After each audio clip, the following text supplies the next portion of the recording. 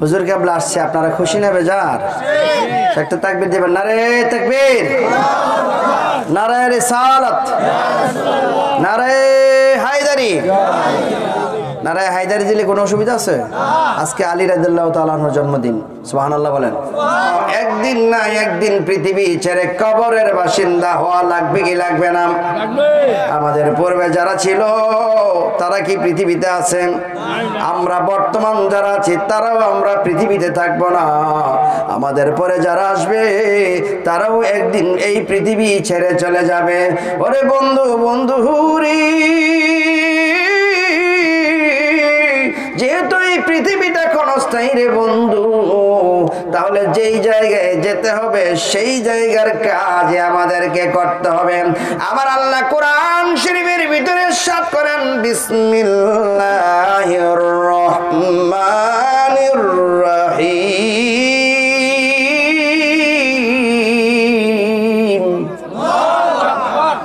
কুল্লু নাফসিন যায়িকাতুল মাউত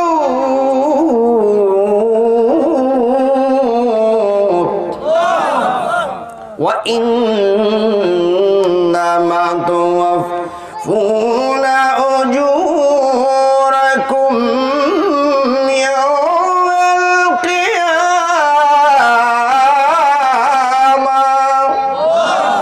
ফামান যুহজিহা আনিন নারি ওয়াদখিলাল জান্নাতা ফাকাদ ফাযা ওয়া মাল হায়াতুদ দুনিয়া ইল্লা মাতাউল গুরুর।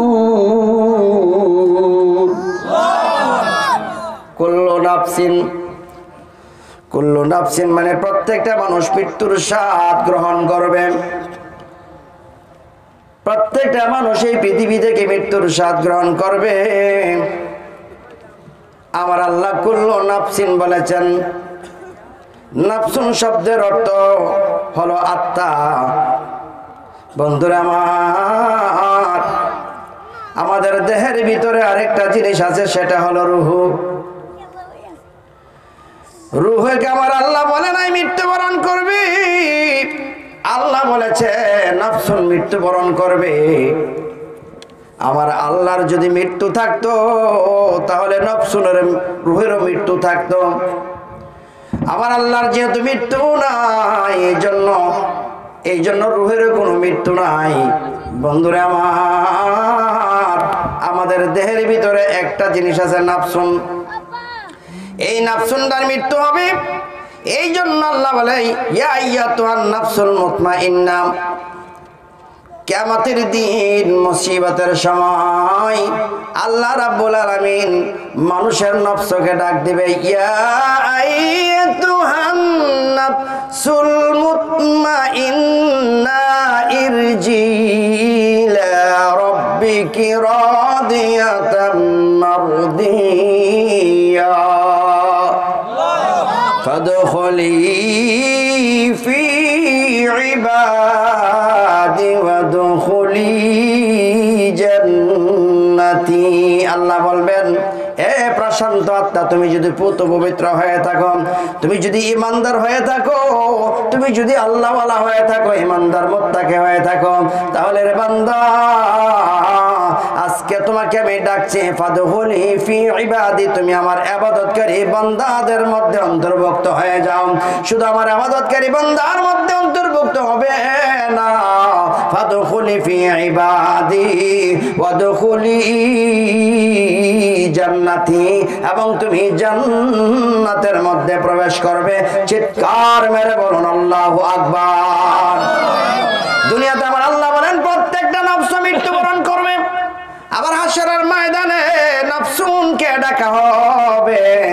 দুনিয়াতে বলে নাই আমার আল্লাহ রুহের মৃত্যুবরণ হবে, এই কথা বলে নাই।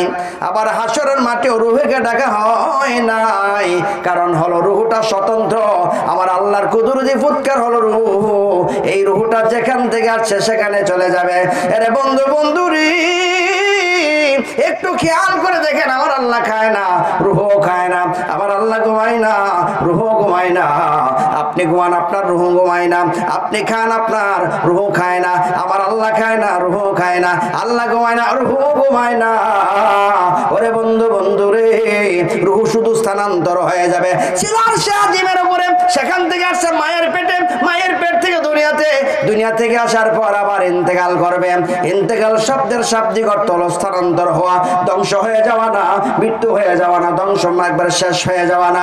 ইন্তেকাল মানে স্থানান্তর।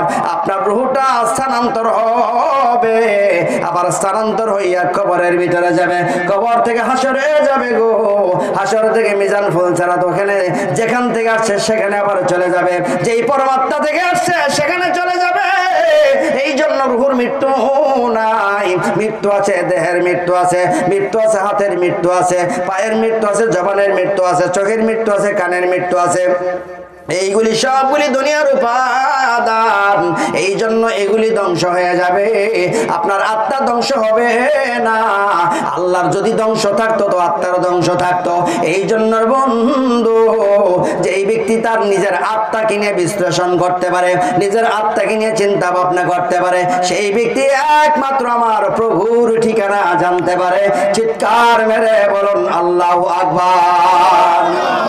ওরে ঘরের কেবা ঘুমাই, কেবা জাগে, কে কারে দে খাই স্বপন। এ বেলা তোর ঘরের খবর বাবা জেনে নে রে তুই মন আমার। এ বেলা তোর ঘরের খবর বাবা জেনে নে রে তুই। স্বপ্নের ঘরে কে বারণ দেই, নিঃশব্দে কে আছে সদাই। স্বপ্নের ঘরে কে বারণ দেই, নিঃশব্দে কে আছে সদাই। যেদিন তাহা জানতে পাবা, যেদিন তাহা জানতে পাবা, ভুলের ঘোর তোর যাবে তখন। এ বেলা তোর ঘরের খবর বাবা জেনে নে রে তুই। চিল্লে বলুন মারহাবা। বন্ধুরা আমার, আপনি আমি ঘরের ভিতরে থাকি, উপরে ছাদ নইলে টিনের চাল নইলে বেড়াম, এই ঘরটার ভিতরে আপনার আমার দেহটা থাকে। তাহলে দেহের ভিতরে কি থাকে? দেহের ভিতরে একটা রূহ আছে, সেই জন্যই তো আপনার ঘর। এই দেহটা একটা ঘর। আপনি যেমন ঘরের ভিতরে থাকেন একটা ঘর, এই রূহটা যেই জায়গায় থাকে এই দেহটাও আবার আরেকটা ঘর। বন্ধুরে আমার, এই পৃথিবীটা আপনার একটা ঘর, আবার আপনার এই ঘরে থাকেন সেটাও ঘর। এমন ভাবে আপনার রূহটা যে জায়গায় থাকে সেইটাও একটা ঘর, মানে এই দেহটা একটা ঘর। এই পিঞ্জিরার ভিতরে শ্বাস আসে আবার শ্বাস যায়।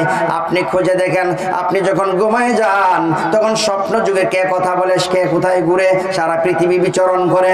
এমন ভাবে রূহটা তখনও পর্যন্ত জীবিত টিক টিক করে, টিক টিক করে চলতে থাকে।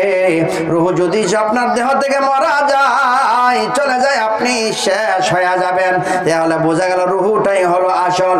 এই রূহের বিশ্লেষণ করে কবি, সাহিত্যিক, মনীষী যারা রয়েছেন, সুফিবাদী, সবাই মিলিয়ে এই রূহকে বিশ্লেষণ করেছে। কিয়ামত পর্যন্ত রূহকে বিশ্লেষণ করতে পারেন, তার শেষ কথা খুঁজে পাওয়া যায় না। আপনাকে ডাক্তারখানায় নিয়ে সেখানে ফেতুলুসির মধ্যে নিয়ে আপনাকে চেক আপ করার পর আপনার শেষ কথা খুঁজে পাওয়া যাবে, কিন্তু আপনার আত্মার শেষ কথা কোনোদিন কেউ খুঁজে পায় না। তাহলে আত্মার শেষ কথা খুঁজে পাওয়া যায় না, আমার আল্লাহরও শেষ কথা খুঁজে পাওয়া যায় না। তাহলে বোঝা গেল এই আত্মা হলো আমার আল্লাহর কুদরতি ফুৎকার। আত্মাকে যে চিনতে পারে, যে তার নিজেকে চিনতে পারে, সে তার প্রভুকে চিনতে পারে। এই জন্য তরিকতের কথা হলো নিজেকে চিনো, নিজেকে চিনো। চিনলে বলেন আল্লাহু আকবার। নিজেকে চিনো। এই নিজেকে চিনতে চাইলে একজন ডাক্তারের কাছে যেতে হবে। দুনিয়াতে যেমন অসুস্থ হলে আপনি ডাক্তারখানায় যাবেন চিকিৎসা করার জন্য, কষ্ট হয় আপনাদের? দুনিয়াতে ঠিক ডাক্তারখানায় যাবেন চিকিৎসা করার জন্য। এমন ভাবে আত্মাকে যদি চিনতে চান, আত্মার ডাক্তারের প্রয়োজন আছে না নাই? ওরে বন্ধু বন্ধু বলতে পারেন আমাদের পাড়ায় মসজিদ আছে, সেখানে গেলেই তো হয়। মসজিদে গিয়ে নামাজ পড়ি 5 ওয়াক্ত, আমরা রোজা রাখি, হজ করে যাকাত দেই, এগুলি ফরজ করিতেই হইবে। ওরে বন্ধু বন্ধু রে, এইগুলি শুধু আল্লাহ ওয়ালা হওয়া যায় না, এইগুলি দ্বারা আল্লাহর হুকুম আদায় করা যায়। আল্লাহ ওয়ালা যদি হতে চান, আল্লাহ ওয়ালাদের সঙ্গ ধরতে হবে। আল্লাহ ওয়ালারা কোন পথে কেমন ভাবে আল্লাহ ওয়ালা হয়েছে সেইটাই আমি আজকে বুঝাইতে চাই। শুনতে রাজি আছেন নি? আজকের যে আলোচনা হবে ইনশাআল্লাহ, এই আলোচনা আপনার আমার জীবনের জন্য নাজাতের জরিয়া হয়ে যাবে। চিল্লে বলেন মারহাবা। বন্ধুরে আমার,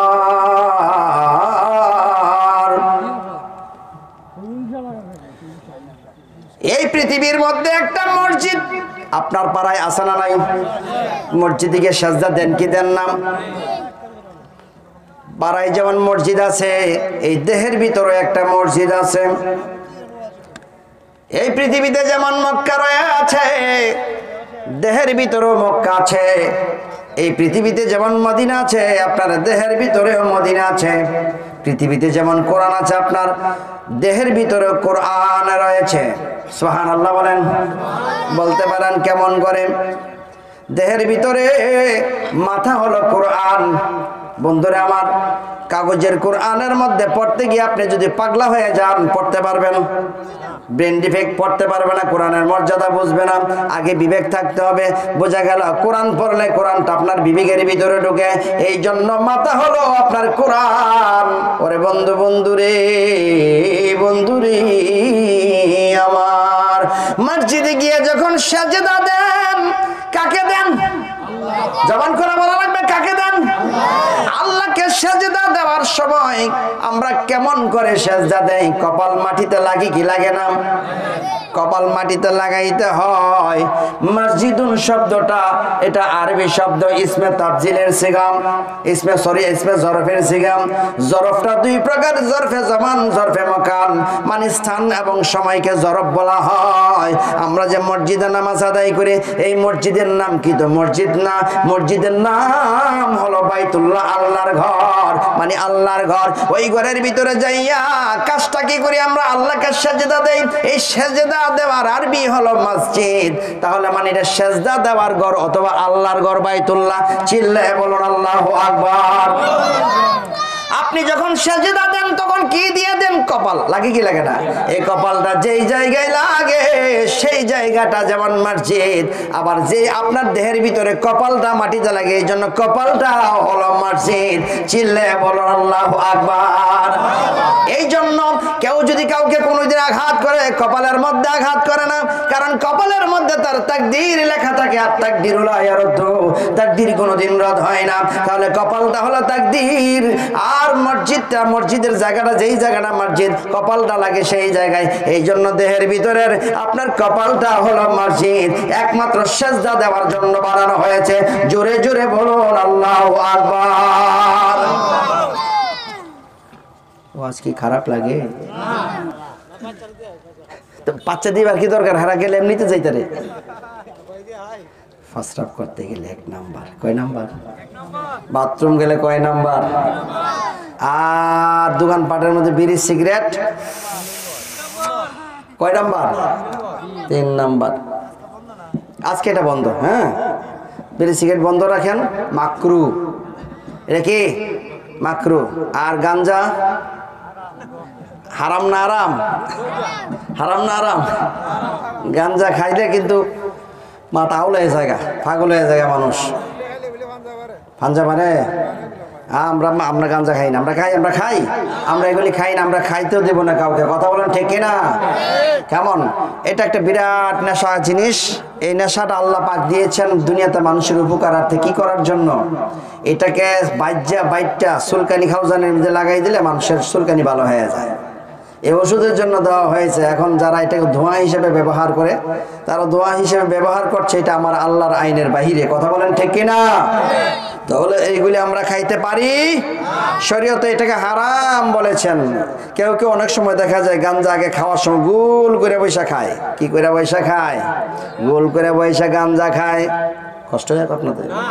গোল করে বৈশা গাঞ্জা খায়। সেই গাঞ্জার আসরের মধ্যে একজন গাঞ্জাটা বানায়া 4 জনের কাছে ঘুরাইয়া ঘুরাইয়া দেয়। এই সিস্টেম কলকি সিস্টেম, এরকম এই সিস্টেম। হ্যাঁ, চক্ষু মুজে ভাব নিয়ে টান দেয় আর কি। এটা মোরাকাবা মুশাহাদা সিস্টেম। হ্যাঁ, এবার টান মাইরা যখন ওই পাশের লোকের দিয়ে দিল, পাশের লোক থেকে ওই যে মাইকোলারা দিয়ে দিল, এখান থেকে মনে করো যে হুজুর কাছে দিল। এবার ঘুরতে ঘুরতে যিনি প্রধান দিল শেষ টানে, সর্বশেষ টানটা লেগে সুখ টান। কি টান? কথা বলেন কি টান? তিনি আবার সুখ টানটা দিল। সুখ টানটা মারার পরে মনে করেন যে এটা হলো আসল টান। নাউজুবিল্লাহ বলেন। গান হবে পীর মুর্শিদের, গান হবে মা বাবার জন্য, শান হবে আল্লাহ রসুলের জন্য। কথা বলেন ঠিক কিনা? কিন্তু অনেক সময় দেখা যায় আবার মানে আজাইরা জিনিস নিয়েও গান বানায়, যে গাঞ্জা দিয়েও গান বানাইছে, মানে হু হু হু করছে, একবারে হিরো গান হয়ে গেছে। মানে যেটারও লাগাল ভাইটার গান গান বানাইছে, গাঞ্জার গান। শুনেন, গাঞ্জার গানটা শুনলে একটা বা ভাই ভাইয়ের পরে দেখবেন আমরা আবার আলোচনা শুরু করব। মাঝে মাঝে ঘেটিস না মারলে হচ্ছে না, এমনি তো মানুষ কম। শোনো মুমিন মুসলমান, বেশি করে গাঞ্জা টানো, আখেরাতে সবই পাইবা, গাঞ্জা পাইবা না রে। আখেরাতে সবই পাইবা, গাঞ্জা পাইবা না। দুই কান্দে দুই ফেরেশতা, তাদের কাছে গাঞ্জার বস্তা, মজা কইরা তারা খাবে, তোমায় দিবে না রে। মজা কইরা তারা খাবে, তোমায় দেবে না। জোরে জোরে বলুন না নাউজুবিল্লাহ। গাঞ্জা, মদ, ফেন্সিডিল, ইয়াবা এগুলি প্রত্যেকটা শারীরিক বিভিন্ন সমস্যার কারণ হয়ে দাঁড়ায়।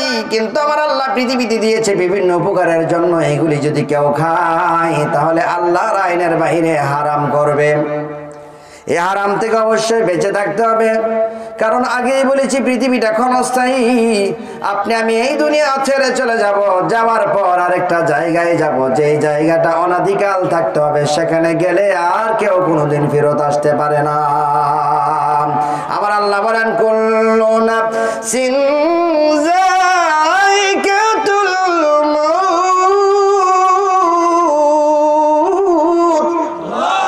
ওয়া ইন্নামা তুওয়াফফুনা উজুরাকুম ইয়াওমাল কিয়ামাহ।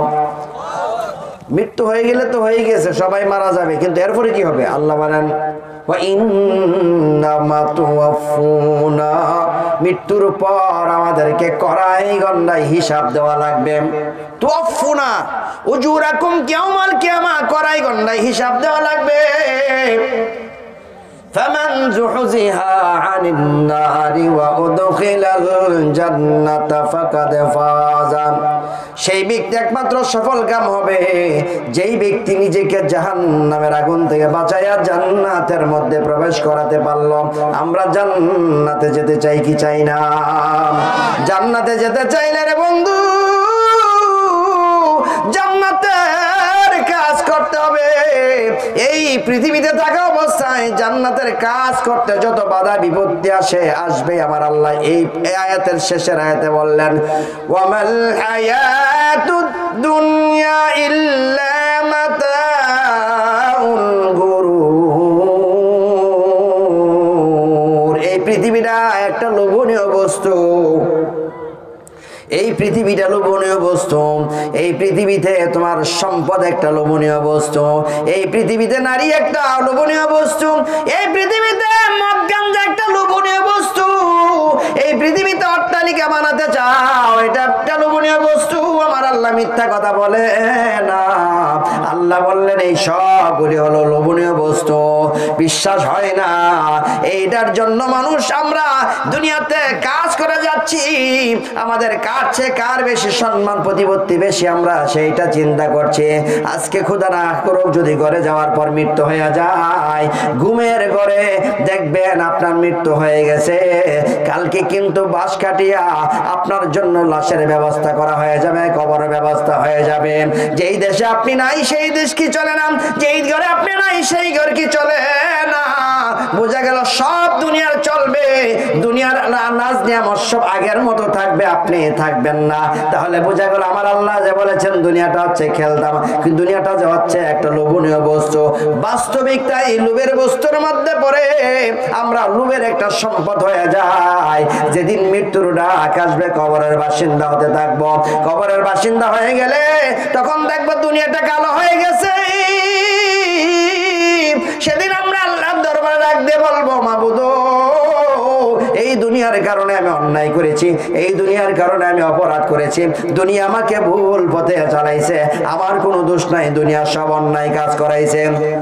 সেদিন দুনিয়ার জবান খুলে যাবে, দুনিয়ার জবান খুলে ডাক দিয়ে বলবে রাব্বুল আলামিন আমি তাকে বারবার সত্যের পথে ডেকেছি, আমি তাকে হালাল পথে ডেকেছি, আমি তাকে ইমানদারের পথে ডাকাইছি, কিন্তু সে একবার আমার কথা শুনে নাই। আজকে আমার বিরুদ্ধে সে তোমার দরবারে ফরিয়াদ জানাচ্ছে, বিরুদ্ধে কথা বলছে।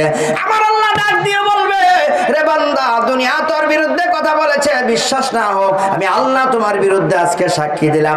দুনিয়াতে তুমি একটা কাজও ভালো কাজ করো নাই, আজকে আমার এই দুনিয়ার বিরুদ্ধে কথা বলছো। দুনিয়া নাকি তোমাকে খারাপ পথে চালাইছে, এই দুনিয়া 3 বার তোমাকে সতর্ক করেছে। তুমি যখন ধাম্বিকতার সহিত হাঁটতে, তোমার যখন অহংকার আসতো, এই অহংকারের সময় তোমাকে সতর্ক করে বলতো একমাত্র অহংকার করার অধিকারী আমার আল্লাহ। সুতরাং তুমি দুনিয়ায় অহংকার করতে পারো না, তুমি নিজেকে বড় মনে করতে পারো না, তুমি নিজেকে সব সময় ছোট মনে করবা। তুমি মাটি থেকে সৃষ্টি হয়েছো, মাটিতেই তুমি মিশে যাবা। চিৎকার মেরে বলেন আল্লাহু আকবার। সুতরাং তুমি মাটিতে মিশে যাইবা, তুমি দুনিয়াতে অহংকার করতে পারো না। আর তোমাকে যখন সতর্ক করা হতো তুমি অন্যের কোনো ক্ষতি করিও না, আর তো তোমাকে সতর্ক করা হতো তুমি আমলের দিকে সবসময় ধাবিত হও, কিন্তু তুমি একটা করো না। আজকে মৃত্যুর পথযাত্রী হয়েছো, আজকে দুনিয়ার বিরুদ্ধে কথা বলছো। আমি আল্লাহ তোমাকে বলে দিচ্ছি শোনো, ওয়ামাল হায়াতুদ দুনিয়া ইল্লা লাইব ওয়া লাহবুন ওয়াদ দারুল আখিরাহ وما الحياة الدنيا إلا لعب ولهو والدار الآخرة خير للذين يتقون أفلا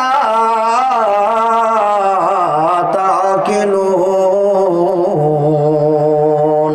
আল্লাহ বলেন যেই দুনিয়ার জন্য পাগল হইয়া আমি আল্লাহর নাম তুমি ভুলে গেছো, আমার পথ ছেড়ে দিয়েছো, শুনে রাখো সেই দুনিয়া সম্পর্কে আমি আল্লাহ তোমাকে বর্ণনা করে দিই। লাইবুন ওয়া লাহবুন, লাইবুন আর লাহবুন শব্দের অর্থ হলো খেল তামাশা। এই দুনিয়াটা আমি আল্লাহর কাছে খেল তামাশা, এটা তোমার কাছেও খেল তামাশা। সবাই মনে রাখো তুমি অনতিকাল যেই জায়গায় থাকবা সেই জায়গাটাই হলো আসল জায়গা। সুতরাং এখান থেকে তুমি ফসল যদি বোনো তাহলে তুমি ওইখানে যাইয়া ভালো থাকতে পারবা, এটাই হলো তোমার কাজ। আল্লাহু আকবার। আমি আল্লাহ নামের বীজ বুনেছি, এবার মনের মাঠে ফলবে ফসল, বেচবো তারে কিয়ামতের হাটে। আমি আল্লাহ নামের বীজ বুনেছি, মসজিদে মোর মোরাই বাধা হবে না কচুরি। ওরে মুনকার নাকির 2 ফেরেশতা হিসাবে রাখেন তারি। পত্তনে দার যে জমি খাজনা দিয়ে সেই নবীজি, আর বেহেশতের তালু কিনে বসবো সোনার খাটে। কিয়ামতের হাটে আমি আল্লাহ নামের বীজ বুনেছি। উচ্চ আওয়াজে বলুন আল্লাহু আকবার। শরীয়ত এবং তরিকত সব ওয়াজ একসাথে চালাইছি, কষ্ট হয় আপনাদের বন্ধুরা আমার। তাহলে আগেই বলেছিলাম এই দেহের পিঞ্জুরের ভিতরে যে জিনিসটা আছে সেটা কিন্তু আপনি না, এটা একমাত্র স্বাধীন। যে আত্মাটা আছে স্বাধীন, আপনার অধীনস্থ রয়েছে আপনার হাত, আপনার অধীনস্থ হচ্ছে আপনার চোখ, আপনার অধীনস্থ হচ্ছে আপনার পা। এই হাত পা মাথা যা কিছু রয়েছে সব কিছু আপনার অধীনস্থ। এই আপনার অধীনস্থ যে আপনিটাকে, এই আপনিটা হচ্ছে মন। সুবহানাল্লাহ বলেন। এই আপনিটা কে? মন। কারণ মনের গতিতে আপনি চলেন, মনটা দুনিয়া থেকে, এটাই হলো নফস। আর যে আত্মাটা রয়েছে এখানে, এই জিনিসটা কিন্তু আপনি না, এই জিনিসটার অধীনে সব বলি আছে। তাহলে এই জিনিসটা কার অধীনে? এই জিনিসটা সরাসরি স্বয়ং রাব্বুল আলামিনের অধীনে। ঘড়ি যদি দেখতে হয় বাসনা, চলে যাও গুরুর কাছে। যে ঘড়ি তৈরি করে সে ঘুমাই ঘড়ির ভেতরে। মেকার যদি হইতাম আমি, ঘড়ির জুয়েল পাল্টাইতাম। জ্ঞান নয়ন খুলিয়া যাইতো, দেখতে পাইতাম চোখের সামনে। মন আমার দেহ ঘড়ি সন্ধান করি, বানাই আছে কোন মিস্ত্রি। মন আমার দেহ ঘড়ি, একটা চাবি মাইরা দিছে সাইরা, চাবি মাইরা দিছে সাইরা, রং বেরঙে ঘুরতে আছে। মন আমার দেহ ঘড়ি সন্ধান করি, বানাই আছে কোন মিস্ত্রি। মন আমার দেহ ঘড়ি। জুড়ে জোরান মন মারহাবা। একটা চাবি মাইরা ছেড়ে দিছে এই দুনিয়াতে। আমরা চলতেছি, যেদিন চলা শেষ হয়ে যাবে সেদিন আমরা চলে যাব। যেখান থেকে আসছি সেখানে চলে যেতে হবে। তো যাওয়ার পরে কি হবে? যাওয়ার পরে বিচার হবে কি হবে না? সেই বিচারের মধ্যে আপনার আমাকে ওজন করার সময়, এই ওজনের মধ্যে যদি কম হয়ে যায়, ফামাইয়ামাল মিসকালা যাররাতিন খায়রান ইয়ারা, বিন্দু পরিমাণ যদি আমল কম হয় সেখানে কিন্তু আপনি ধরাশায়ী হবেন। আবার বিন্দু পরিমাণ আমল যদি বেশি হয় সেটাও সেদিন আমার আল্লাহ দেখাবেন। এই পৃথিবীতে আপনি সুদ খাইলেন না ঘুষ খাইলেন, চুরি করলেন, ডাকাতি করলেন, জিনা করলেন, যা যা করেছেন সব সেদিন দেখানো হবে কি হবে না? আমার আল্লাহ কোরআন শরীফের মধ্যে বলেন, আমি আল্লাহ রাব্বুল আলামিন অধিকাংশ মানুষ এবং জিনদেরকে জাহান্নামের আগুনের মধ্যে জ্বালাবো। কোরআন তার প্রমাণ। ওয়ালাকাদ যারানা লিজাহান্নামা কাসীরাম মিনাল জিন্নি ওয়াল ইনসি লাহুম কুলুবুন লা ইয়াফকাহুনা বিহা ওয়া লাহুম আ'য়ুনুন লা ইয়াবসিরুনা বিহা ওয়া লাহুম আযানুন লা ইয়াসমাউনা বিহা উলাইকা কাল আনআম। আল্লাহ বলেন, অধিকাংশ মানুষ এবং জিনদেরকে আমি আল্লাহ বানাইছি জাহান্নামের আগুনের মধ্যে জ্বালানোর জন্য। কারণ কি? তাদের লাহুম কুলুবুন, আমি আল্লাহ তাদেরকে অন্তর দিয়েছি, সেই অন্তর দ্বারা তারা আমাকে ডাকে না।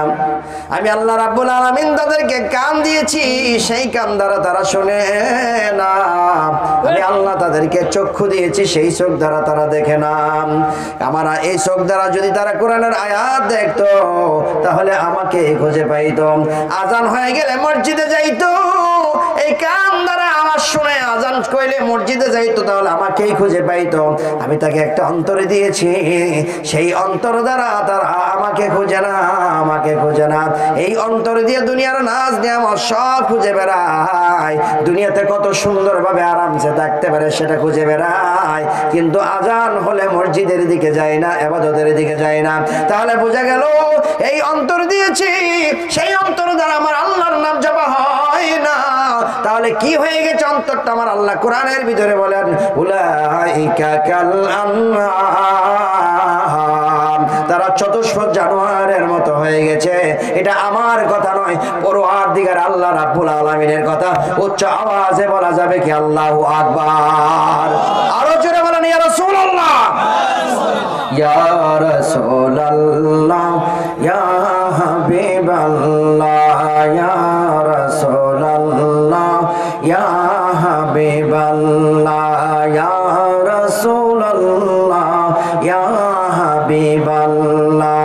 শুনেছি হাদিসে দেখিলে আপনাকে, শুনেছি হাদিসে দেখিলে আপনাকে, জীবনের গুনাহ জড়িয়া পড়ে দিও গো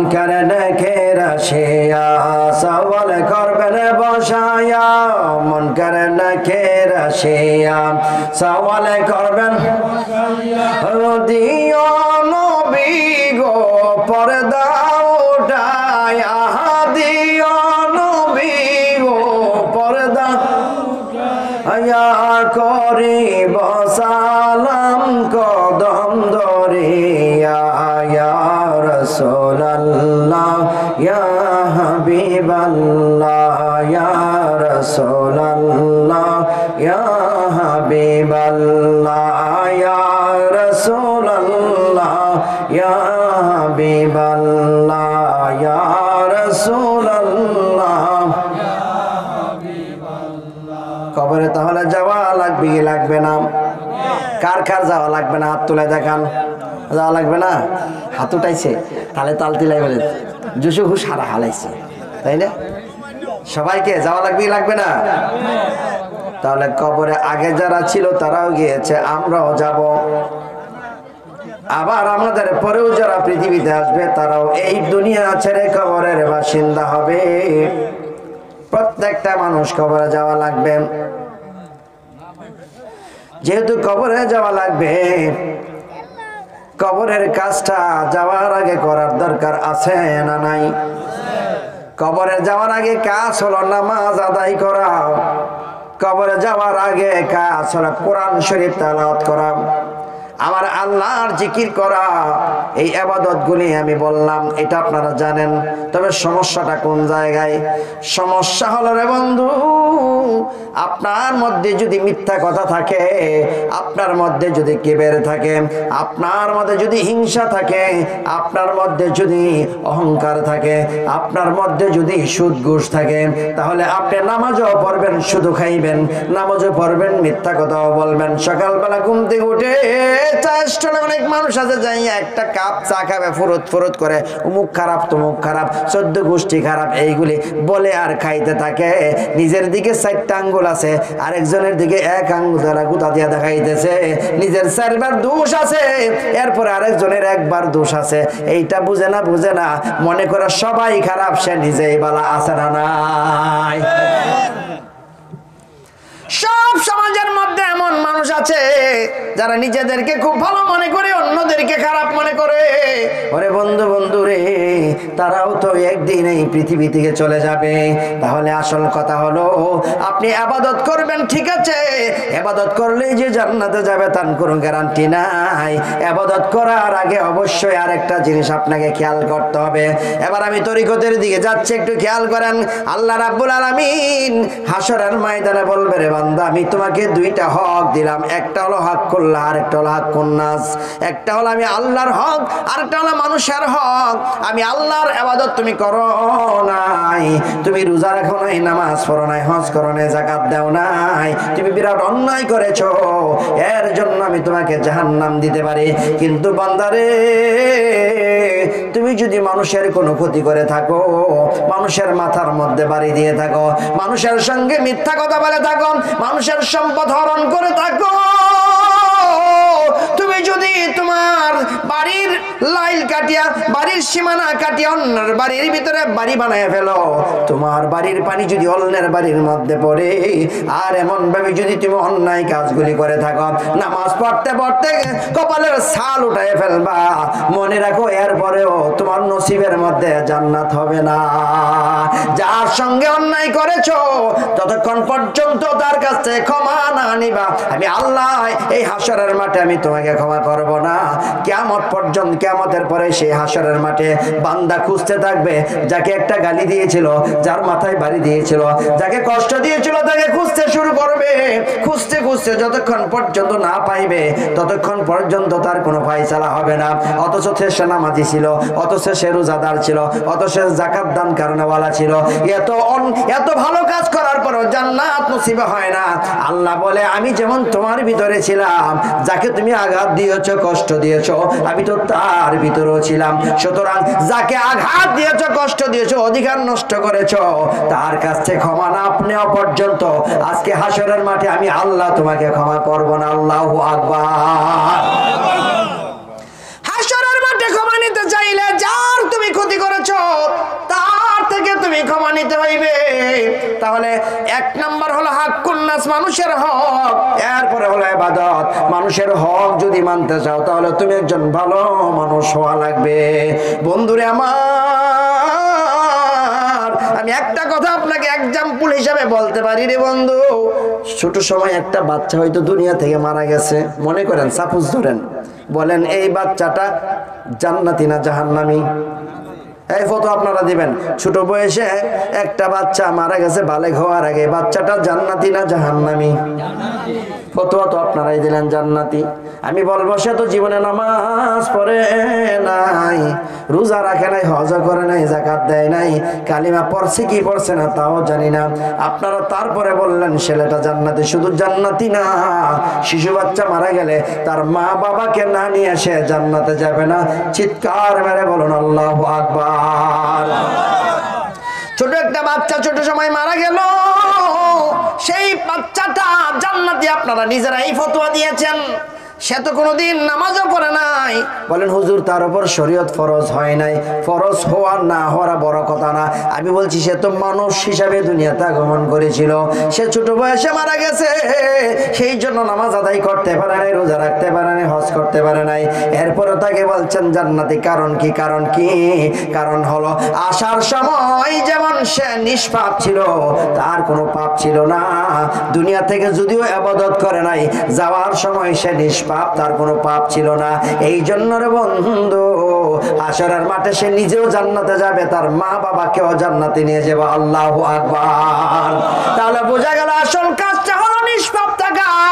নিষ্পাপ থাকতে হবে, কারণ সে আসছিল 16 আনা লইয়া। 16 আনা মানে হচ্ছে তার মধ্যে পরিপূর্ণতা ছিল, গুনাহ ছিল না। আবার যখন সে দুনিয়া থেকে চলে গেছে, 16 আনা নিয়ে গেছে মানে তার কোনো পাপ নাই।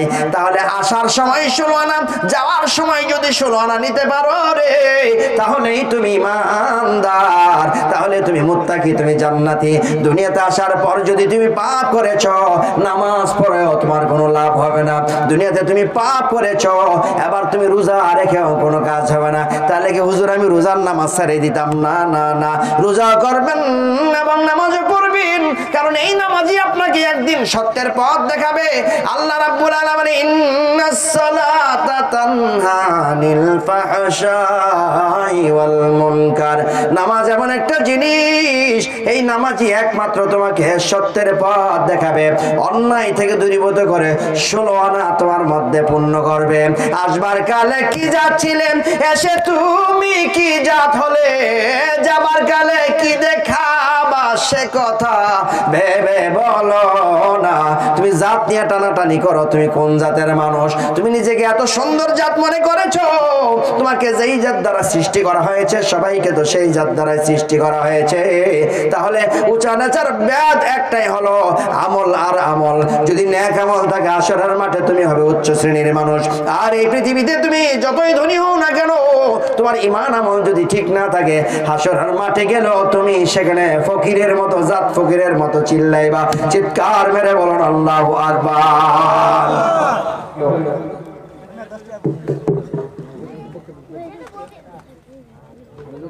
সবাই বলেন মারহাবা।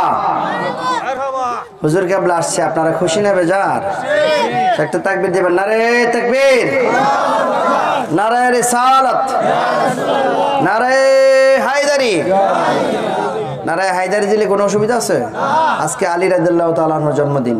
সুবহানাল্লাহ বলেন, সুবহানাল্লাহ বলেন। যিনি কাবা শরীফে জন্ম লাভ করেছেন, তিনি মারিফতের দরজা, শরীয়তের দরজা, মারিফতের দরজা। আপনারা তো শুনছেন মারিফতের দরজা, শরীয়তের দরজা তো এটা জানেননি। এবার শরীয়তের দরজাটা কিভাবে আমি বলে দিই, শুনেন। আপনি কোরআন শরীফ জানতে গেলে, হাদিস শরীফ পড়তে গেলে মাদ্রাসায় পড়ে হুজুর হওয়ার দরকার আসেনি? আচ্ছা, হুজুর হইতে গেলে কোরআন শরীফ যে তাফসীর তরজমা পড়বেন, এই তাফসীর শেখার জন্য আপনার আরবি গ্রামার জানার দরকার আছে না? তাহলে শরীয়তের গণ্ডিটা হচ্ছে কোরআন আর সুন্নাহ আর ইজমা কিয়াস। কোরআন সুন্নাহ থেকে ইজমা কিয়াস হয়েছে।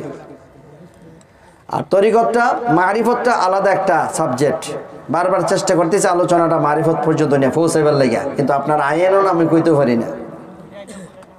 তো শরীয়তের গণ্ডি হচ্ছে কোরআন আর সুন্নাহ। এটাকে শিখতে গেলে অবশ্যই আরবি গ্রামার পড়তে হবে। যদি আমি আরবি গ্রামার পড়ি তাহলে আরবি কোরআন হাদিস আমি জানতে পারবো। মনে করেন এই মাহফিলটার প্যান্ডেল চতুর্দিকে বাউন্ডারি করে রাখছে, একটা দরজা দিয়ে রাখছে। আপনি একজন মানুষ, আপনি কোন দিক দিয়ে আসবেন? প্যান্ডেল দিয়ে মানে দরজা দিয়ে আসবেন না, দরজা দিয়ে ঢুকবেন। দরজা ছাড়া তো ঢোকা যায় না। আরবি গ্রামারের একটা দরজা আছে, যে গ্রামারের দরজাটা হচ্ছে হযরত আলী রাদিয়াল্লাহু তাআলা আনহু। হযরত আলী রাদিয়াল্লাহু তাআলা আনহু সর্বপ্রথম আরবি গ্রামার লিপিবদ্ধ করেছেন, লিখছেন। তিনি যদি আরবি গ্রামার না লিখতেন তাহলে আমরা আরবি পড়ে মুসলমান হইতে পারতাম না, হুজুর হইতে পারতাম না, কোরআন হাদিসও শিখতে পারতাম না। তাহলে কোরআনের ভিতরে ঢুকতে গেলে যে দরজাটা দরকার সেটা হলো আরবি গ্রামার, আর লিখছে এটা হযরত আলী রাদিয়াল্লাহু তাআলা আনহু। তাহলে বোঝা গেল যে শরীয়তেরও দরজা, মারিফতেরও দরজা। চিল্লায়ে বলেন আল্লাহু আকবার। তিনি বলেছেন কালিমা তিন প্রকার, ইসিম, ফেল, হরফ। কালিমা বলা হয় যা নিজের অর্থ তিন প্রকারের মধ্যে এক নম্বর বললেন ইসিম। ইসিম হচ্ছে তাহা যা নিজের অর্থ নিজে প্রকাশ করতে পারে, তিন কালের কোন কাল পাওয়া যায় না, তাকে ইসিম বলা হয়। ফেল বলা হয় উহাকে যা নিজের অর্থ নিজে প্রকাশ করতে পারে এবং তিন কালের এক কাল পাওয়া যায়, ইহাকে ফেল বলা হয়। আর হরফ হচ্ছে ইহা যা নিজের অর্থ প্রকাশ করতে পারে না, তিন কালের কোনো কালও পাওয়া যায় না।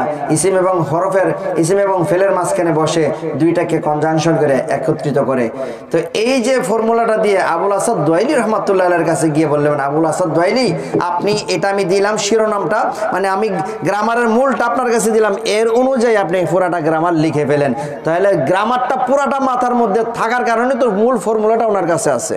তাহলে তিনি হচ্ছেন শরীয়তেরও দরজা, মারিফতের দরজা। চিল্লায়ে বলেন মারহাবা। বন্ধুগণ আমার, আল্লাহু আকবার।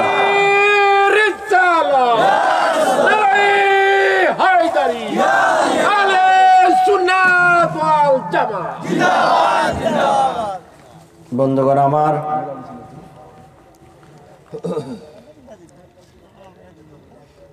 তাহলে কবরে যেতে হবে, হাসরে যেতে হবে, মিজানে যেতে হবে, বিচার হবে। কোরআন সুন্নাহ আমাদেরকে শিখতে হবে।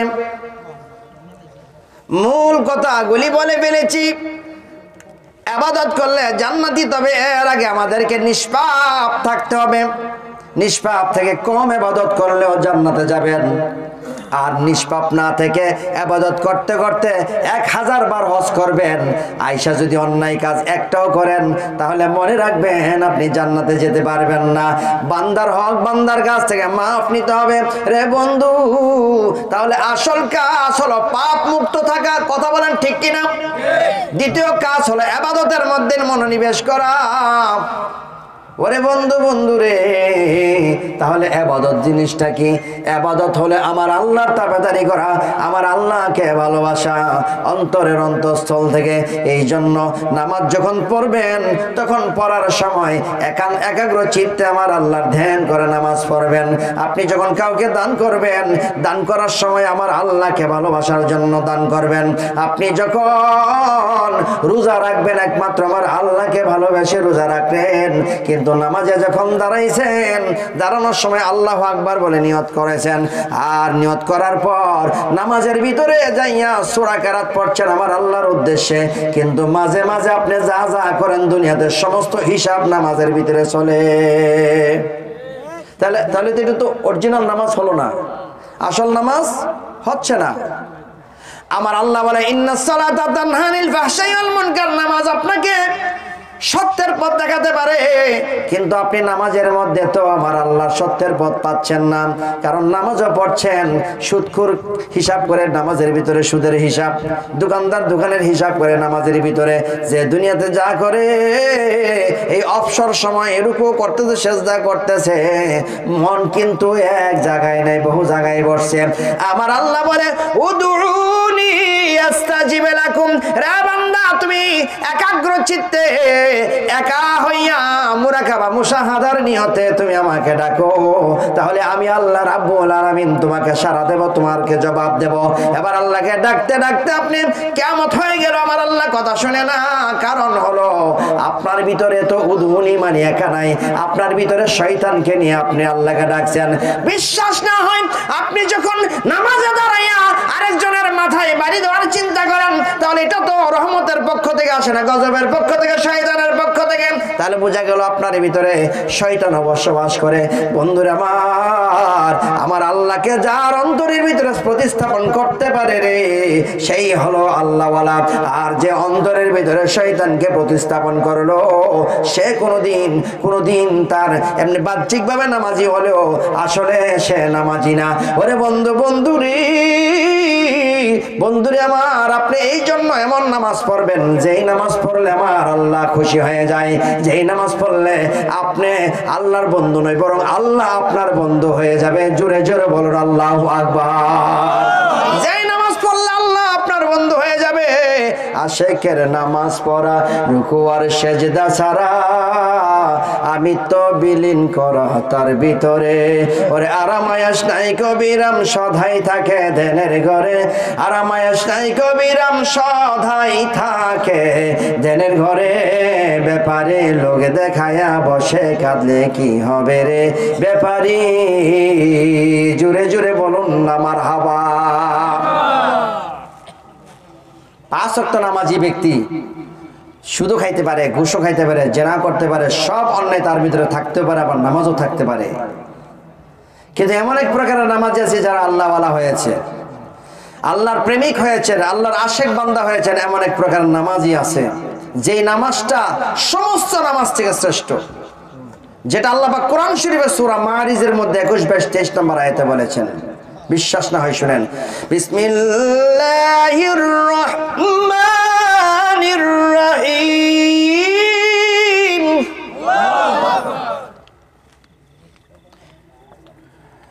আল্লাহ রাব্বুল ইজ্জত কোরআন কারীমের মধ্যে বলেন, কোথায় রাখলাম এটা?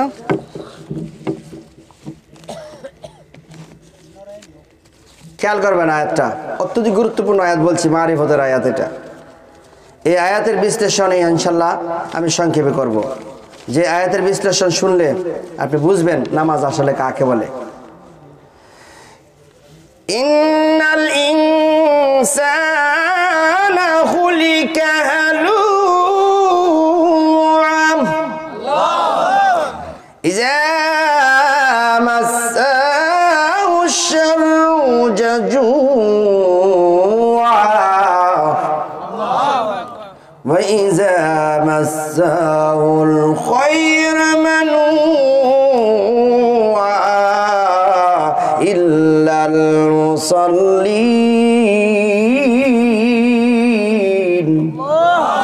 الَّذِينَ هُمْ عَلَى صَلَاتِهِمْ دَائِمُونَ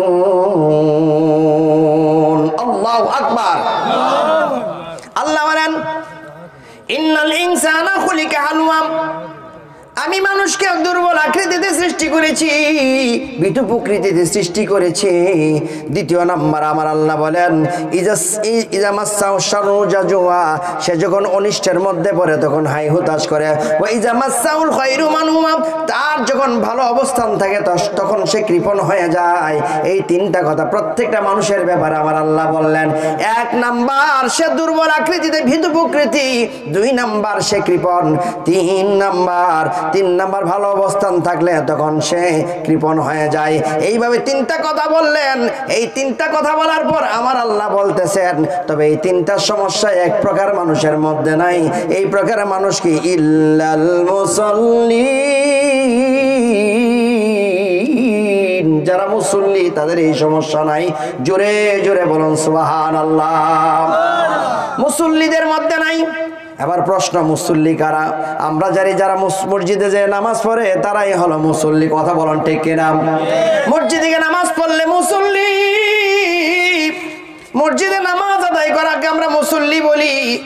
এবার আমি বলবো, মসজিদের মুসল্লি যদি কোনো এক জায়গার মধ্যে এমন এক জায়গায় যায় যে জায়গার মধ্যে রাত বাজে 3টা, একটা রাস্তা দিয়ে হাইটা যাবে, হঠাৎ করে সামনে দেখা যায় একটা বন্ধ, মানে পাতার মধ্যে বন্ধের মাঝখানে বা বিলের মাঝখানে হাঁটবে।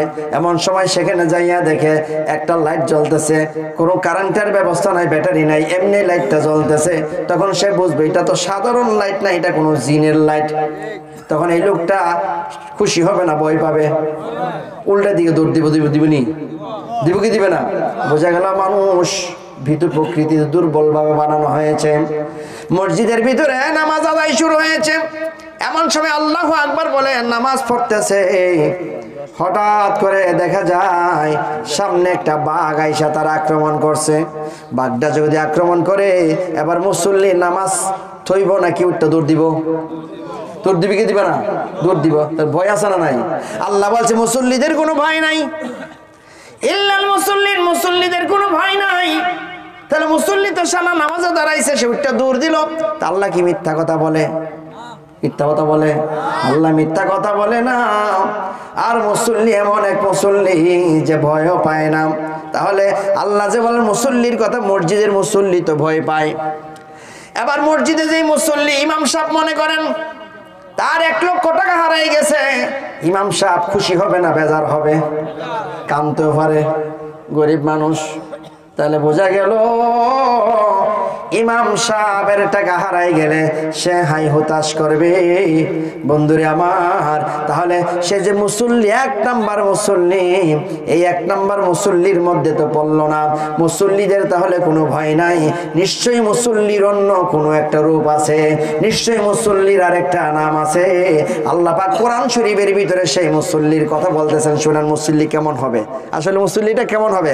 এরপরে আয়াতে বলতেছে আল্লাযীনা হুম আলা সালাতিহিম দাইমুন,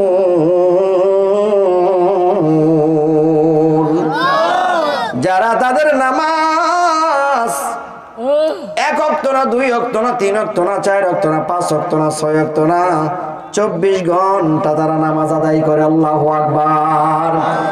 ইল্লাল মুসল্লি আলা দাইমুন, দাইমুন মানে সার্বক্ষণিক। সার্বক্ষণিকের অর্থ কি? 24 ঘন্টায় মানে একদিন। 24 থেকে 1 বাদ দিলে, 1 ঘন্টা বাদ দিলে 23 ঘন্টা। 23 ঘন্টায় কোনো দিন হয়? সার্বক্ষণিক হয়? সার্বক্ষণিক মানে 24 ঘন্টা। যে ব্যক্তি নামাজ পড়ে সার্বক্ষণিক, তাকে বলা হয় ওই যে মুসল্লি। ওই প্রকারের মুসল্লির কোনো ভয় নাই যারা 24 ঘন্টা নামাজ পড়ে। এবার বলেন হুজুর 24 ঘন্টার নামাজটা কেমন? 24 ঘন্টার নামাজ কাউকে যদি ফজর থেকে একদম ঘুমানো পর্যন্ত বা ঘুমের মধ্যে না ঘুমায় নামাজ পড়তে বলে, কোনো মানুষ এইভাবে নামাজ আদায় করতে পারে না, সম্ভব না। তাহলে আল্লাহ বলছে নামাজের কথা, তাহলে নামাজটা রুকু সেজদার সিস্টেম নাকি এর বাইরে? আসল হচ্ছে আশিকের নামাজ পড়া রুকু আর সিজদা ছাড়া। আমি তো বিলীন করি, এরপরে সে নামাজ পড়বে। আমার নামাজের ভিতরে সূরা যতক্ষণ পড়ি আমার আল্লাহর উদ্দেশ্যে পড়ি, রুকু দেই আমার আল্লাহর উদ্দেশ্যে, সিজদা দেই আমার আল্লাহর উদ্দেশ্যে, সালাম ফিরাই আমার আল্লাহর উদ্দেশ্যে। তাহলে আল্লাহর উদ্দেশ্যে সার্বক্ষণিক যেটা নামাজ 5 ওয়াক্ত পড়লেন, এটাও যেমন একটা সময়। আর বাকি সময় আমার আল্লাহর নাম যদি সার্বক্ষণিক মনের ভিতরে রাখেন, এটাও তাহলে একটা নামাজ। এবার ফজর থেকে সন্ধ্যা পর্যন্ত, ঘুমান থেকে জাগ্রত থেকে আবার ঘুমানো পর্যন্ত এমন ভাবে যদি আমার আল্লাহর জিকির অন্তরের ভিতরে জারি রাখেন, নামাজ পড়লেও তো আমার আল্লাহর জিকিরই করলেন। সুতরাং এমন ভাবে জিকির জারি করতে পারলে এটাকে বলা হয় সার্বক্ষণিক নামাজ। এই প্রকারের নামাজের কোনো চিন্তা নাই। আল্লাহু আকবার। এই প্রকারের নামাজি যারা হয়েছে তাদের কোনো চিন্তা নাই, কারণ তারা সারাক্ষণ নামাজের ভিতরে মত্ত রয়েছে। বলতে পারেন হুজুর নামাজ এখন সে যতক্ষণ পড়লো অর্থাৎ জিকির করলো, এই জিকির যখন করতে থাকলো, যখন ঘুমাইলো 8-10 ঘন্টা ঘুমাইবে, এই সময় সে কি করবে? তো 24 ঘন্টা তো পূর্ণ হলো না। আল্লাহর নবী বলে কোনো মানুষ যখন ঘুমায়, ঘুমানোর সময় জিকির করতে করতে যখন ঘুমায়া যায়, সারা রাত্র জিকির করলে যে সওয়াব হতো গো, সেই সওয়াব আমার আল্লাহ তার আমলনামার মধ্যে দান করবে। তাহলে বোঝা গেল 24 ঘন্টা পূর্ণ হয়ে গেল। জিকির করতে করতে ঘুমায় গেলে তার রুহটা জিকির করতে থাকে, জিকির করতে থাকে, ফজর পর্যন্ত জিকির করলো, ফজরের পরে নামাজ আদায় করলেন, এরপরে আবার জিকির চললো। এমন ভাবে জিকির করবে দুনিয়ার কোনো মানুষ যেন জানতে না পারে। মনে মনে ধ্যানে ধ্যানে জিকির করা, ইহাই হচ্ছে মারিফতের নামাজ, ইহাই হচ্ছে তরিকতের নামাজ, ইহাই হচ্ছে ধ্যানের নামাজ, ইহাই হচ্ছে রুকু সেজদা ছাড়া নামাজ। এই 24 ঘন্টার নামাজিরা কোনোদিন তাদের কোনো ভয় নাই, এদের কোনো চিন্তা নাই, এদের অন্য কোনো সমস্যা নাই। আর শরীয়তে 5 ওয়াক্ত নামাজ শুধু পড়ে যারা আমরা ক্ষান্ত আর পড়ি না, এই 5 ওয়াক্ত নামাজীদের ভয় রয়েছে, আখিরাতের ময়দানে বিচারের ভয় আছে। তারা জান্নাত চায়, আবার বিচার থেকেও বাঁচতে চায়। আর যারা 24 ঘন্টার নামাজি, তাদের হাসরের ময়দানে তাদের কোনো ভয় নাই, তারা সেখানে জান্নাত চায় না এবং বিচারের মুখোমুখি হতে চায় না। তারা বলে আমরা জান্নাত চাই না, জাহান্নাম চাই না। আল্লাহ বলবে তাহলে কি চাও? আল্লাহ গো 24 ঘন্টা নামাজ পড়েছি গো আল্লাহ, অর্থাৎ সার্বক্ষণিক তোমার জিকির করেছি, একমাত্র তুমি আব্বুল আলামিনকে রাজি খুশি করার জন্য, তোমার বন্ধু হওয়ার জন্য, তোমার সঙ্গে মিলে যাওয়ার জন্য। ওগো রব্বুল আলামিন, এই হাসরের ময়দানে আজকে আমি জান্নাত চাই না, হাসরের ময়দানে আমি জাহান্নাম চাই না, আমি শুধু তোমাকে চাই, তোমাকে চাই। কারণ তুমি জান্নাতের মালিক, তুমি জাহান্নামের মালিক। তুমি যদি তুমি আমার হয়ে যাও, তাহলে জান্নাত জাহান্নাম আরশ কুরসি লৌহ কলম তামাম পৃথিবী আমার হয়ে যাবে। চিৎকার মেরে বলুন আল্লাহু আকবার। এই শ্রেণীর মানুষেরা পৃথিবীতে আছেন। এখানে একজন মাজার শরীফ আছে, আল্লাহর ওলি শুয়ে রয়েছে। ওনারা ছিল ওই প্রকারের মানুষ, তরিকতের জগতে যারা থাকে তারা ছিল ওই প্রকারের মানুষ, যারা 24 ঘন্টা নামাজের মধ্যে রয়েছে। দুনিয়ার মানুষ তাকে ভালো বলুক আর মন্দ বলুক, ওরে বন্ধু, বন্ধুরে, এই নামাজ যাদের অন্তরে আছে তারা পরপারে গেলেও বাদশাহ, এই দুনিয়াতেও তারা বাদশাহ। তারা এই পৃথিবী থেকে পরমাত্মার সঙ্গে মিলে গিয়েছে। আর এই পরমাত্মার সঙ্গে মিলে যাওয়াটাকেই বলা হয় মরার আগে মরা। বিশ্বাস হয় না? আমি বুঝাই দেই, বুঝে নেন। আপনি মরে গেলে আমার আল্লাহর সঙ্গে মিলে যাবেন। আর এই পৃথিবী থেকে যখন তারা আল্লাহর সঙ্গে মিলে গিয়েছে, তাদের দেহটা আমাদের সঙ্গে চলে, কিন্তু আত্মাটা আমাদের সঙ্গে চলে না। এটা পরমাত্মা হইয়া সেখানে চলে গিয়েছে। তাহলে বোঝা গেল মৃত্যুর আগে মৃত্যুবরণ করলে যেমন মরার পরে খাওয়া যায় না, খাওয়া লাগে না, ঘুমানো লাগে না, মৃত্যুর পরে যেমন পৃথিবীর যেই কোনো প্রান্তে তার আত্মাটা বিচরণ করতে পারে। এই পৃথিবীতে থেকে যারা আল্লাহর জিকির করে করে 24 ঘন্টা জিকির করে এই দেহের ভিতরে আমার আল্লাহকে প্রতিষ্ঠা করেছে, তারা যখন এক জায়গায় বসে থাকে, সেখান থেকে তার রূহটা চলে যায় আসমান জমিন আরশ কুরসি লৌহ কলম তামাম পৃথিবী বিচরণ করে করে আবার তার কাছে এসে পৌঁছতে পারে। দুনিয়ার কোনো মানুষ জানতে পারে না, সে সারা আলম বিচরণ করতে পারে। কারণ মৃত্যুর পরের বৈশিষ্ট্য মৃত্যুর আগেই নিয়ে আসছে, কারণ হলো সে আমার আল্লাহর সঙ্গে মিলে গেছে।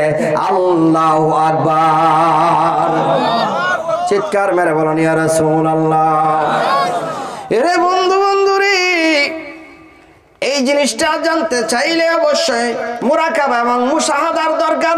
মুরাকাবা আর মুশাহাদা হচ্ছেন ধ্যান করা। যখন আপনি হাঁটবেন চলবেন তখন আল্লাহর জিকির করলেন, এটা একটা মুরাকাবা মুশাহাদা। আবার কোন কোন নির্দিষ্ট সময় এক জায়গায় বসিয়া আল্লাহর ধ্যানে আপনি জিকির করতে থাকবেন। কেমন করে জিকির করবেন পীর মাশায়েখ থেকে শিখে নেবেন। ওরে বন্ধু, বন্ধুরে, এইভাবে যখন জিকির করবেন, এই জিকিরটা করে করে ধ্যান যখন করবেন, এবার ধ্যানের ভিতরে আমার আল্লাহর দিদার হবে। ধ্যানেতে দিদার মিলে আরেকজন পাইয়াছে মানিক, ধ্যানেতে দিদার মিলে। কথা বলেন ঠিক কিনা? আল্লাহর বাণী একটি অক্ষর যদি কারো নসিব হয়, খোদার কসম নবী তারে দেখাই কি ভুলে গেছি। যাই হোক, কথা হচ্ছে ধ্যানটা আসল জিনিস। ধ্যানটা কি? ধ্যানটা হচ্ছে একাগ্রচিত্তে চুপচাপ এক জায়গায় বসে আমার আল্লাহর ধ্যান করতে থাকে। সুবহানাল্লাহ বলেন। কারণ হচ্ছে ধ্যানটা এমন এক জিনিস, কোরআন আসছে ধ্যানের মাধ্যমে। কোরআন আসছে কিসের মাধ্যমে? ধ্যানের মাধ্যমে আসছে। তাহলে কোরআনের সূত্রপাত মূলটা হচ্ছে ধ্যান। আমার নবীজি আমার আল্লাহর ধ্যান করতে গেলেন কোথায়? একটা পাহাড়ের উপরে। এই পাহাড়ের উপরে যাইয়া আমার আল্লাহর ধ্যান করতেছিলেন। তো আমার আল্লাহর ধ্যান করার জন্য আল্লাহর ঘর বাইতুল্লাহ আছে, সেখানে গেলেই তো পারে, কিন্তু বাইতুল্লাহতে গেলেন না, গেলেন পাহাড়ের উপরে। কেন গেলেন? তো কাবা তাহলে কোথায় ছিল? কারণ হচ্ছে কাবা তখন এমন একটা কাবা সাথে নিয়ে গিয়েছেন, যেই কাবাটা হলো আসল, যেই কাবা ঠিক থাকলে দুনিয়ার কাবা চিনা যায়, সেটা হলো দিল কাবা। সুবহানাল্লাহ বলেন। দিল কাবাতে নামাজ পড়ে তোমার অধুত কর পরিষ্কার, খেলবি যদি প্রেমের খেলা ধ্যানের ঘরে দেও সাতার। দিল কাবাতে নামাজ পড়ে সেই নামাজের এই নমুনা, রুকু সিজদা কিছু লাগে না, প্রেমেতে মন হইলে পানা, প্রেমেতে মন হইলে পানা, পাইবে রে আল্লাহর দিদার। দিল কাবাতে নামাজ পড়ে, জোরে জোরে বলুন না মারহাবা। আমার নবী আমার আল্লাহর তালাশে যায়।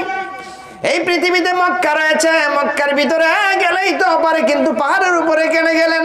কারণ হলো সেখানে যাওয়ার সময় কাবা সাথেই নিয়ে গেছে, সেটা হলো দিল কাবা। সুবহানাল্লাহ বলেন।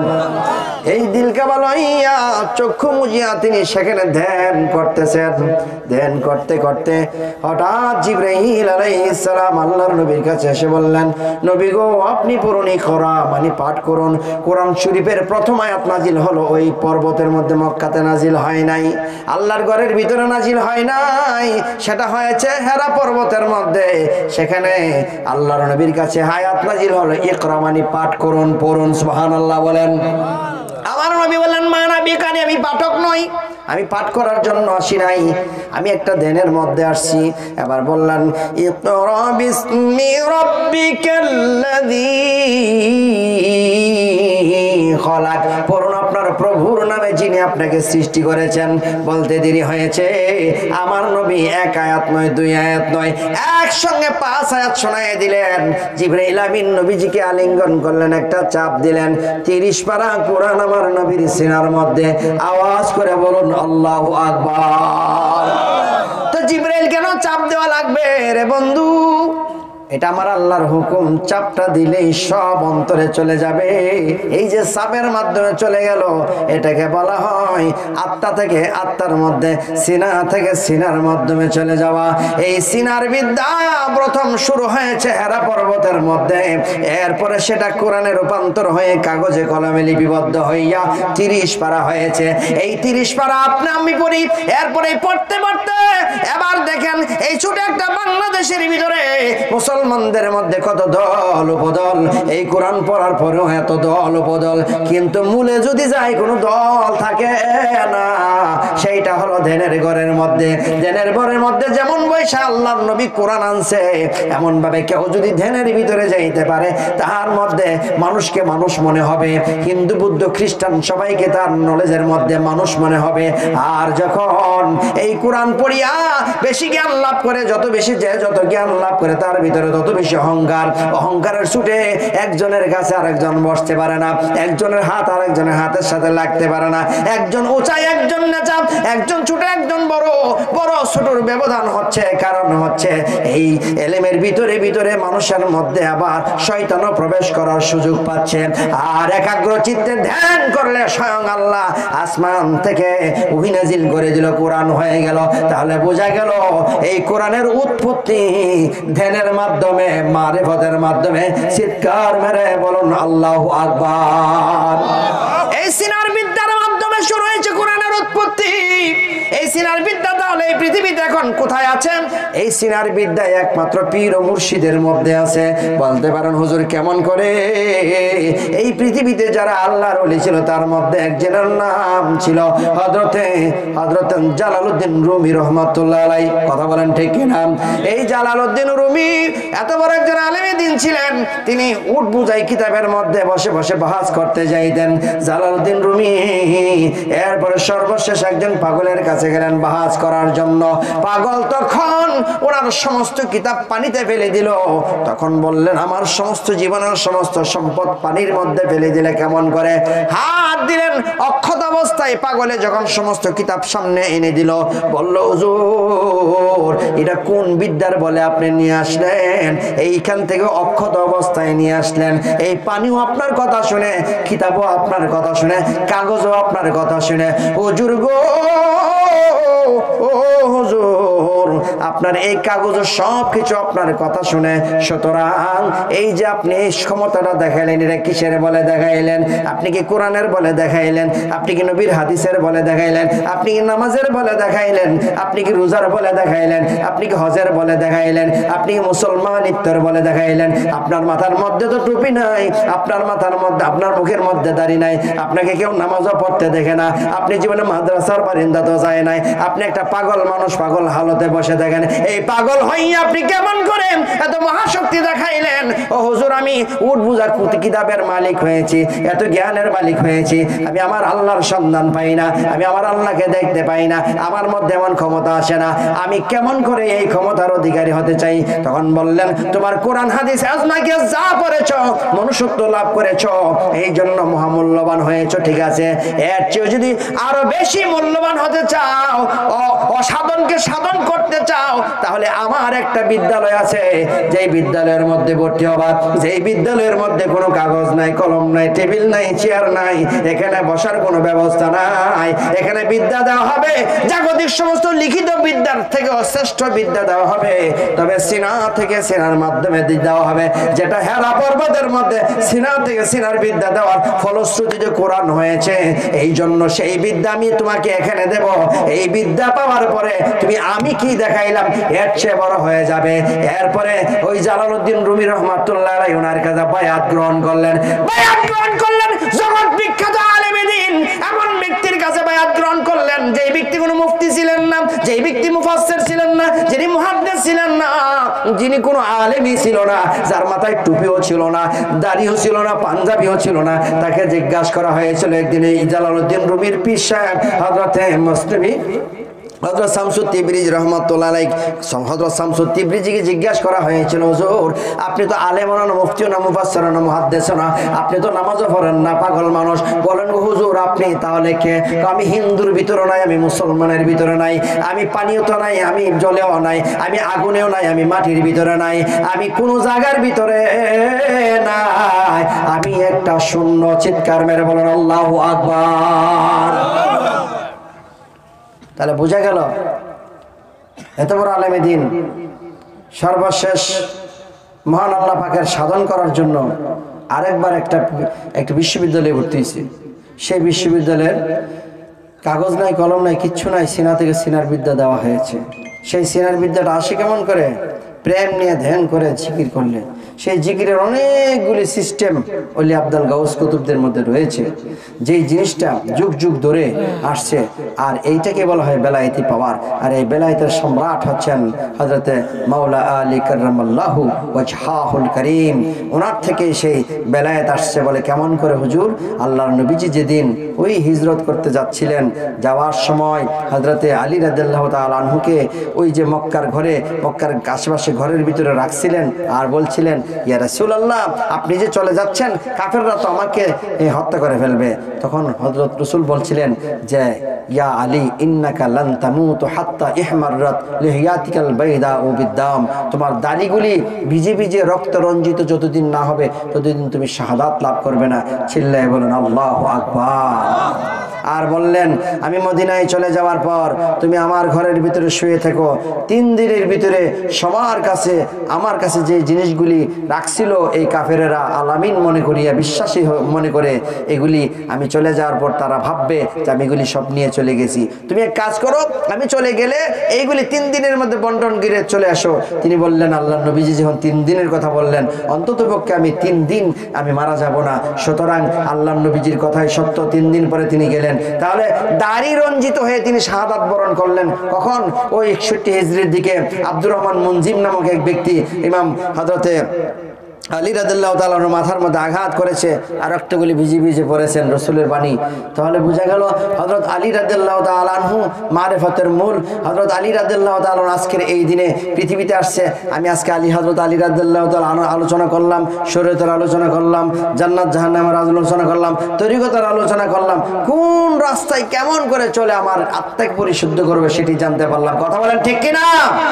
মুর্শিদ ধরো সন্ধান করো আসল হাকিকত রে মন কারে কই সালাত মুর্শিদ ধরো সন্ধান করো আসল হাকিকত আওয়াজ করে বল মারহাবা বন্ধুগণ আমার আজকের আলোচনা থেকে আমরা যা কিছু শিখলাম এই শিক্ষাটি আমাদের জীবনে আমরা পরিচালনা করতে চাই কি চাই না তাহলে আমাদের 1 নম্বর কাজ শরীয়ত ঠিক রাখা এবং তরিকতের বিদ্যা শিক্ষা গ্রহণ করার জন্য একজন তরিকতের মুর্শিদের কাছে যাওয়া এবং মুর্শিদের যত কার্যক্রম রয়েছে সমস্ত কার্যক্রমের উপর নিজের ভালোবাসা সবকিছু পূর্ণ রাখা কারণ একজন মুর্শিদ ওই বংশ থেকে আসছে কোন বংশ আমার আল্লাহ রসুলের বংশ থেকে সেই বংশ থেকে ঘেনে আসছে এই পর্যন্ত আসছে এবং যারা ইমাম হাসান এবং হুসাইন রাদিয়াল্লাহু তাআলা আনহুর পায়রবি করে থাকে আর হযরত মাওলা আলী যেহেতু ওই যে কথাটা বলতেছিলাম হযরত আলী রাদিয়াল্লাহু তাআলা আনহু ওখান থেকে নিশ্চিত মৃত্যু জেনেও যেহেতু এখানে থাকছিলেন এই জন্য ওনার থেকে মাশহুর তরিকাগুলি বের হয়েছে এই কারণে তিনি হলেন তরিকতের মূল সম্রাট জোরে বল মারহাবা আল্লাহ পাক আমাদের বোঝার তৌফিক দান করার সময় বলেন আমিন।